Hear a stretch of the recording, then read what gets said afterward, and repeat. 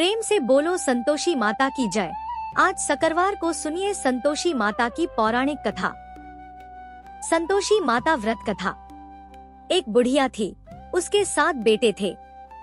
6 कमाने वाले थे जबकि एक निकम्मा था। बुढ़िया 6 बेटों की रसोई बनाती, भोजन कराती और उनसे जो कुछ जूठन बचती वह 7वें को दे देती। एक दिन वह पत्नी से बोला, देखो मेरी माँ को मुझ पर कितना प्रेम है। वह बोली, क्यों नहीं, सबका झूठा जो तुमको खिलाती है। वह बोला, ऐसा नहीं हो सकता है, मैं जब तक आंखों से न देख लूं मान नहीं सकता। बहू हंसकर बोली, देख लोगे तब तो मानोगे। कुछ दिन बाद त्योहार आया। घर में 7 प्रकार के भोजन और चूरमे के लड्डू बने। वह जांचने को सिर दुखने का बहाना कर पतला वस्त्र सिर पर ओढ़े रसोई घर में सो गया। वह कपड़े में से सब देखता रहा। 6 भाई भोजन करने आए। उसने देखा माँ ने उनके लिए सुंदर आसन बिछा नाना प्रकार की रसोई परोसी और आग्रह करके उन्हें जमाया। वह देखता रहा। 6 भोजन करके उठे तब माँ ने उनकी झूठी थालियों में से लड्डुओं के टुकड़े उठाकर एक लड्डू बनाया। जूठन साफ कर बुढ़िया माँ ने उसे पुकारा, बेटा 6 भाई भोजन कर गए, अब तू ही बाकी है, उठ तू कब खाएगा। वह कहने लगा, माँ मुझे भोजन नहीं करना, मैं अब परदेश जा रहा हूँ। माँ ने कहा, कल जाता हो तो आज चला जा। वह बोला, हाँ आज ही जा रहा हूँ। यह कहकर वह घर से निकल गया। 7वें बेटे का परदेश जाना चलते समय पत्नी की याद आ गई। वह गौशाला में कंडे उपले थाप रही थी। वहां जाकर बोला, हम जावे परदेश आवेंगे कुछ काल, तुम रहियो संतोष से धर्म आपनो पाल। वह बोली, जाओ पिया आनंद से हमारो सोच हटाए, राम भरोसे हम रहे ईश्वर तुम्हें सहाय। 2 निशानी आपन देख धरू में धीर, सुधी मती हमारी बिसारियो रखियो मन गंभीर। वह बोला, मेरे पास तो कुछ नहीं, यह अंगूठी है सो ले और अपनी कुछ निशानी मुझे दे। वह बोली, मेरे पास क्या है, यह गोबर भरा हाथ है। यह कहकर उसकी पीठ पर गोबर के हाथ की थाप मार दी। वह चल दिया। चलते चलते दूर देश पहुंचा। परदेश में नौकरी वहां एक साहूकार की दुकान थी। वहां जाकर कहने लगा, भाई मुझे नौकरी पर रख लो।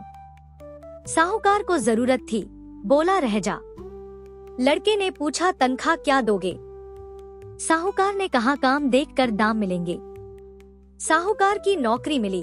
वह सुबह 7 बजे से 10 बजे तक नौकरी बजाने लगा। कुछ दिनों में दुकान का सारा लेन देन, हिसाब किताब, ग्राहकों को माल बेचना सारा काम करने लगा। साहूकार के 7-8 नौकर थे, वे सब चक्कर खाने लगे। यह तो बहुत होशियार बन गया। सेठ ने भी काम देखा और 3 महीने में ही उसे आधे मुनाफे का हिस्सेदार बना लिया। वह कुछ वर्ष में ही नामी सेठ बन गया और मालिक सारा कारोबार उस पर छोड़कर चला गया। पति की अनुपस्थिति में सास का अत्याचार, इधर उसकी पत्नी को सास ससुर दुख देने लगे। सारी गृहस्थी का काम करा के उसे लकड़ी लेने जंगल में भेजते। इस बीच घर के आटे से जो भूसी निकलती उसकी रोटी बनाकर रख दी जाती और फूटे नारियल की नारेली में पानी। एक दिन वह लकड़ी लेने जा रही थी। रास्ते में बहुत सी स्त्रियां संतोषी माता का व्रत करती दिखाई दी। संतोषी माता का व्रत वह वहां खड़ी होकर कथा सुनने लगी और पूछा, बहनों तुम किस देवता का व्रत करती हो और उसके करने से क्या फल मिलता है। यदि तुम इस व्रत का विधान मुझे समझा कर कहोगे तो मैं तुम्हारा बड़ा एहसान मानूंगी। तब उनमें से एक स्त्री बोली, सुनो, यह संतोषी माता का व्रत है। इसके करने से निर्धनता दरिद्रता का नाश होता है और जो कुछ मन में कामना हो सब संतोषी माता की कृपा से पूरी होती है। तब उसने उससे व्रत की विधि पूछी। संतोषी माता व्रत विधि वह भक्तिनी स्त्री बोली, 1.25 आने का गुड़ चना लेना, इच्छा हो तो 5.25 आने का लेना या 1.25 रुपए का भी सहूलियत के अनुसार लाना। बिना परेशानी और श्रद्धा व प्रेम से जितना भी बन पड़े सवाया लेना। प्रत्येक शुक्रवार को निराहार रहकर कथा सुनना, इसके बीच क्रम टूटे नहीं, लगातार नियम पालन करना। सुनने वाला कोई न मिले तो घी का दीपक जला उसके आगे या जल के पात्र को सामने रखकर कथा कहना। जब कार्य सिद्ध न हो नियम का पालन करना और कार्य सिद्ध हो जाने पर व्रत का उद्यापन करना। 3 मास में माता फल पूरा करती है।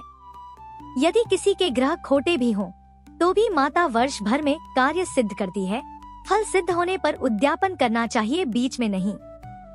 उद्यापन में 2.5 सेर आटे का खाजा तथा इसी परिमाण से खीर तथा चने का साग करना। 8 लड़कों को भोजन कराना, जहाँ तक मिले देवर जेठ भाई बंधु के हों, न मिले तो रिश्तेदारों और पास पड़ोसियों को बुलाना। उन्हें भोजन करा यथाशक्ति दक्षिणा दे माता का नियम पूरा करना। उस दिन घर में खटाई न खाना। यह सुन बुढ़िया के लड़के की बहू चल दी। व्रत का प्रण करना और माँ संतोषी का दर्शन देना। रास्ते में लकड़ी के बोझ को बेच दिया और उन पैसों से गुड़चना ले माता के व्रत की तैयारी कर आगे चली और सामने मंदिर देखकर पूछने लगी, यह मंदिर किसका है? सब कहने लगे संतोषी माता का मंदिर है। यह सुनकर माता के मंदिर में जाकर चरणों में लोटने लगी। दीन हो विनती करने लगी, माँ मैं निपट अज्ञानी हूँ, व्रत के कुछ भी नियम नहीं जानती, मैं दुखी हूँ। हे माता, जगत जननी मेरा दुख दूर कर, मैं तेरी शरण में हूँ। माता को दया आई। एक शुक्रवार बीता कि दूसरे को उसके पति का पत्र आया और तीसरे शुक्रवार को उसका भेजा हुआ पैसा आ पहुँचा। यह देख जेठ जेठानी मुंह सिकोड़े लगे। लड़के ताने देने लगे, काकी के पास पत्र आने लगे, रुपया आने लगा, अब तो काकी की खातिर बढ़ेगी। बेचारी सलता से कहती, भैया कागज आवे रुपया आवे, हम सब के लिए अच्छा है। ऐसा कहकर आंखों में आंसू भरकर संतोषी माता के मंदिर में अमातेश्वरी के चरणों में गिरकर रोने लगी। माँ मैंने तुमसे पैसा कब मांगा है? मुझे पैसे से क्या काम है? मुझे तो अपने सुहाग से काम है। मैं तो अपने स्वामी के दर्शन मांगती हूँ। तब माता ने प्रसन्न होकर कहा, जा बेटी, तेरा स्वामी आएगा। यह सुनकर खुशी से बावली होकर घर में जा काम करने लगी। अब संतोषी माँ विचार करने लगी, इस भोली पुत्री को मैंने कह तो दिया कि तेरा पति आएगा, लेकिन कैसे? वह तो इसे स्वप्न में भी याद नहीं करता। उसे याद दिलाने को मुझे ही जाना पड़ेगा। इस तरह माताजी उस बुढ़िया के बेटे के पास जा स्वप्न में प्रकट हो कहने लगी, साहूकार के बेटे, सो रहा है या जागता है? वह कहने लगा, माता सोता भी नहीं जागता भी नहीं हूँ, कहो क्या आ गया है? माँ कहने लगी, तेरे घर बार कुछ है कि नहीं? वह बोला, मेरे पास सब कुछ है, माँ बाप है, बहू है, क्या कमी है? माँ बोली, भोले पुत्र, तेरी बहू घोर कष्ट उठा रही है, तेरे माँ बाप उसे परेशानी दे रहे हैं, वह तेरे लिए तरस रही है, तू उसकी सुध ले। वह बोला, हाँ माताजी यह तो मालूम है, परंतु जाऊं तो कैसे? परदेश की बात है, लेन देन का कोई हिसाब नहीं, कोई जाने का रास्ता नहीं आता, कैसे चला जाऊं? माँ कहने लगी, मेरी बात मान, सवेरे नहा धोकर संतोषी माता का नाम ले, घी का दीपक जला दंडवत कर दुकान पर जा बैठ। देखते देखते सारा लेन देन चुक जाएगा, जमा का माल बिक जाएगा, सांझ होते होते धन का भारी ठेर लग जाएगा। अब बूढ़े की बात मानकर वह नहा धोकर संतोषी माता को दंडवत घी का दीपक जला दुकान पर जा बैठा। थोड़ी देर में देने वाले रुपया लाने लगे, लेने वाले हिसाब लेने लगे।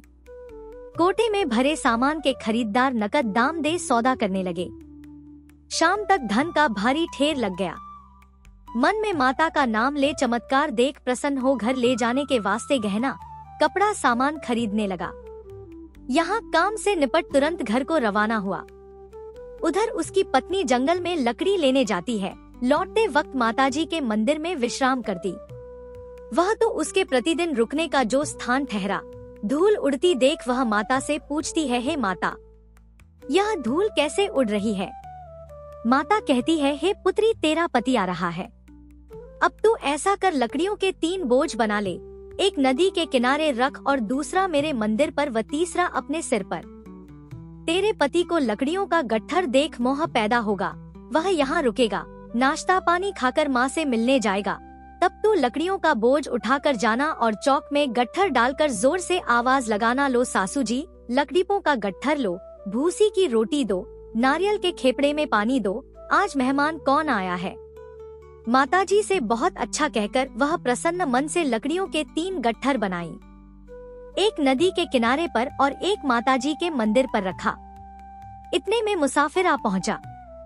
सूखी लकड़ी देख उसकी इच्छा उत्पन्न हुई कि हम यहीं पर विश्राम करें और भोजन बनाकर खा पीकर गांव जाएं। इसी तरह रुक कर भोजन बना, विश्राम करके गांव को गया। सबसे प्रेम से मिला।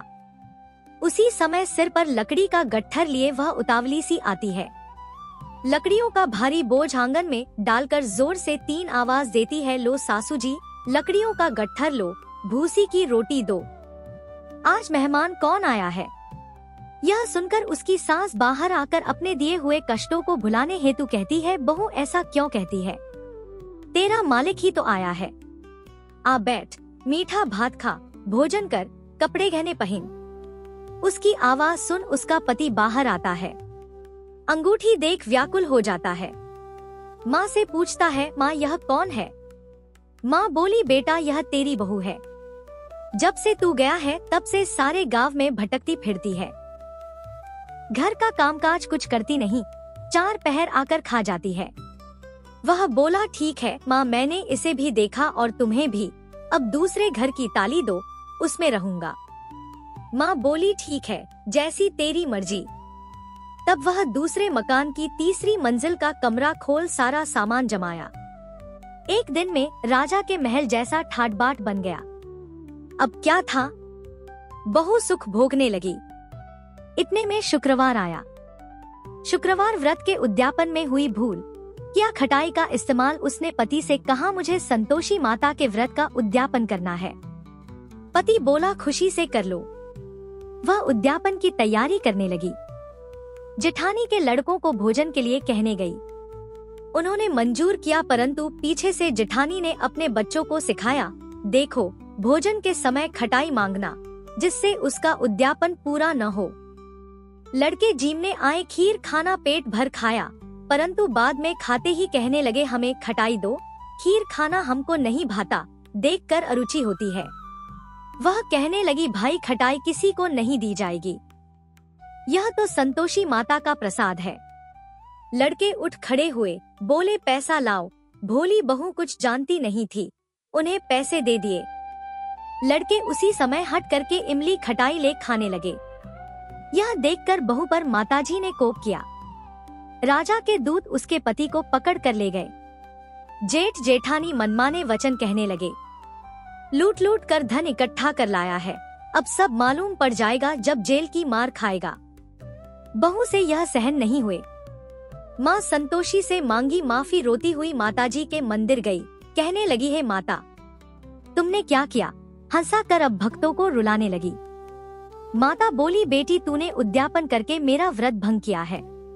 वह कहने लगी, माता मैंने कुछ अपराध किया है, मैंने तो भूल से लड़कों को पैसे दे दिए थे, मुझे क्षमा करो, मैं फिर तुम्हारा उद्यापन करूंगी। माँ बोली, अब भूल मत करना। वह कहती है, अब भूल नहीं होगी, अब बतलाओ वे कैसे आवेंगे। माँ बोली, जा पुत्री, तेरा पति तुझे रास्ते में आता मिलेगा। वह निकली, राह में पति आता मिला। वह पूछी, कहाँ गए थे? वह कहने लगा, इतना धन जो कमाया है उसका टैक्स राजा ने मांगा था, वह भरने गया था। वह प्रसन्न हो बोली, भला हुआ, अब घर को चलो। कुछ दिन बाद फिर शुक्रवार आया। फिर किया व्रत का उद्यापन। वह बोली, मुझे फिर माता का उद्यापन करना है।